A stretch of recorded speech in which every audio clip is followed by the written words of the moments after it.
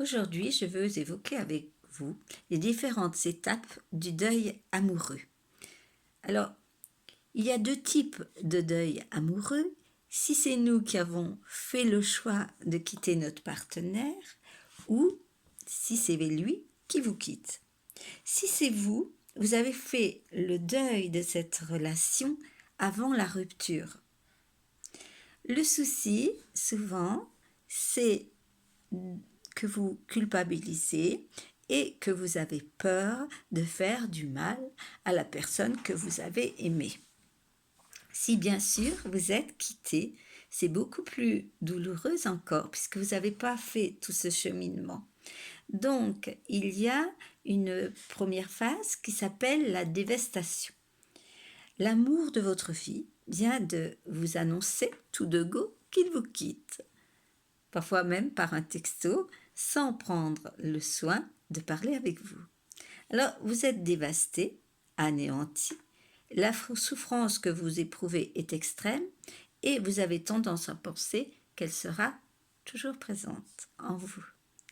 Vous avez du mal à vous relever, à réaliser ce qui vous arrive, car vous avez l'impression d'être dans un véritable cauchemar.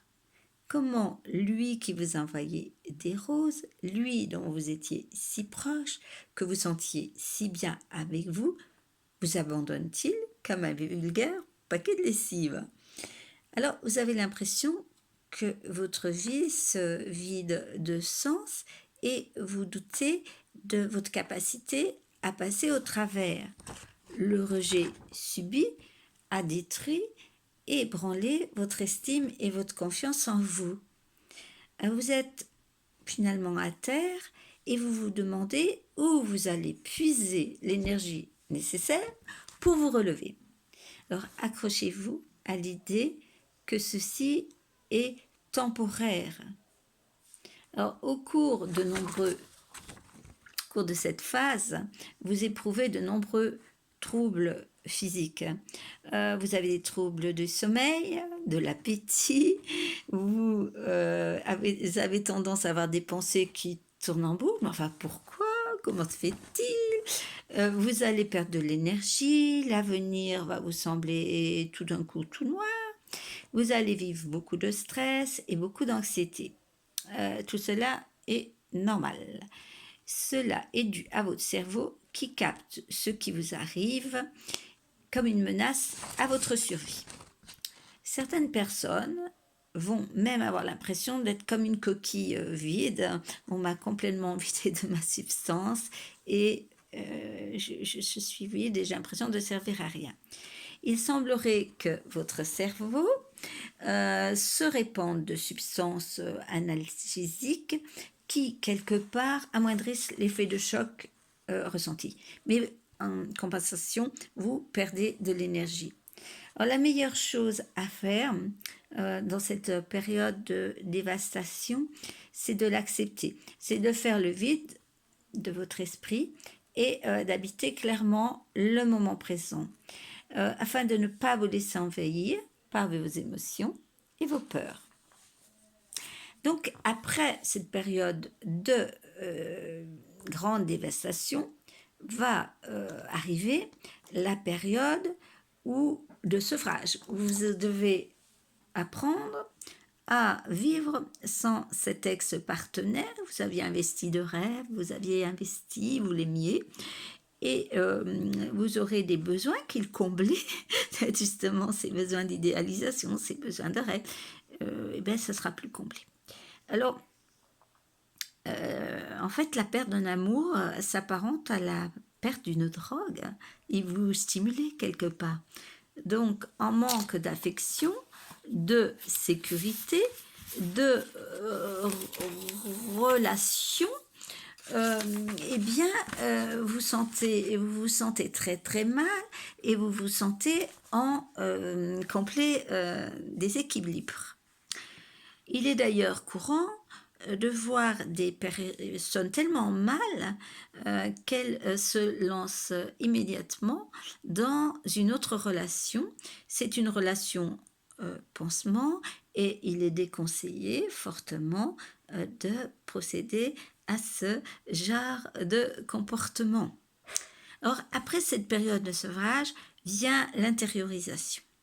Alors là, vous refoulez votre colère que vous aviez contre l'autre pour la porter contre vous-même. À sa période où vous vous dites bah, j'aurais dû faire ceci, j'aurais dû faire cela, j'aurais dû lui dire ci, j'aurais dû lui dire là.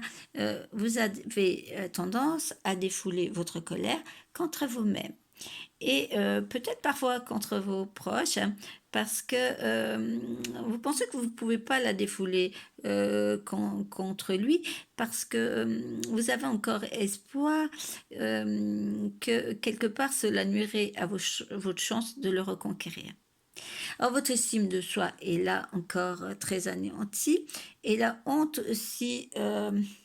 d'avoir, la honte que vous éprouvez d'avoir été rejeté vous incite à vous isoler et à garder vos émotions pour vous.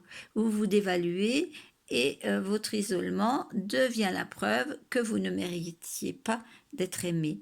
Vous doutez de votre aptitude, d'ailleurs, inspirée de l'amour, et vous vous sentez invisible. Vous êtes, en somme, en crise d'identité.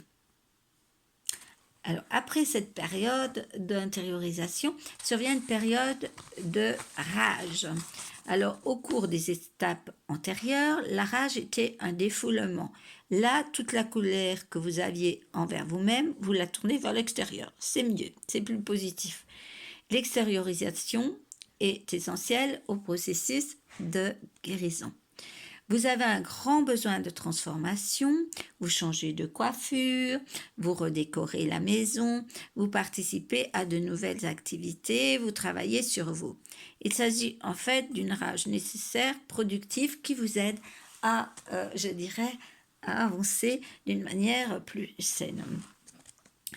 Et elle vous permet en fait de survivre. Hein.